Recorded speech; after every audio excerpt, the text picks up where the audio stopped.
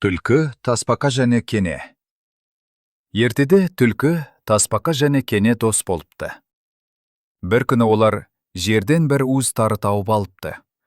Үшеуі ақылдаса келе тарыны жерге егіп, көбейтіп алып, үшке бөліп аламыз деп шешеді. Түлкі бір жарды көріп, Мен осы жарды сүйеп тұрайын. Құлап кетер. деп жарды саялап жатып алады. Тасбақа жерді тырналап тары егеді. Ал кене піскен егінді жиып алады. Олар көп тары жинайды. Содан соң олар түлкіні шақырады. Түлкі келіп егінді көріп, Тарыны үшеуміз бөліссек қаншадан тиеді? Аз мөлшерде шығатын шығар. Одан да үшеуміз жарысып, кім осса егін, соған бұйырсын. деді. Мақұл деп үшеуі қатарласып бір жерге келеді.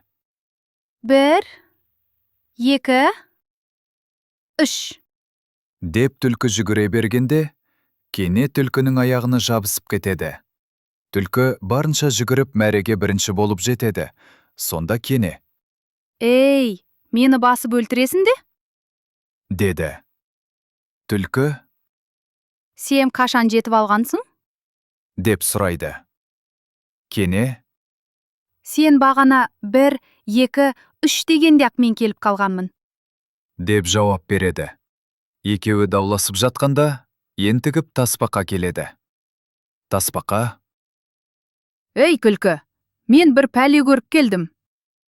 Жамамаған 2 қара бүркіті және таз иттері бар. Ат мінген 2 адам келді. Түлкі жолдасынды тауып бер деп мені қорқытты. Түлкі, мен сен туралы айтқан жоқпын. Енді олар маған сенбей осы жаққа қарай келе жатыр, дейді. түлкі, Мені айта көрмеңдер. деп жалынады. Сосын тағы, Мына тарыны екеуің тең бөліп алыңдар. Мен сендерге ризамын. Аңшылар мені сұраса, білмейміз, қайда кеткенін деңдер, деп айтындар. дейді де қашып кетеді.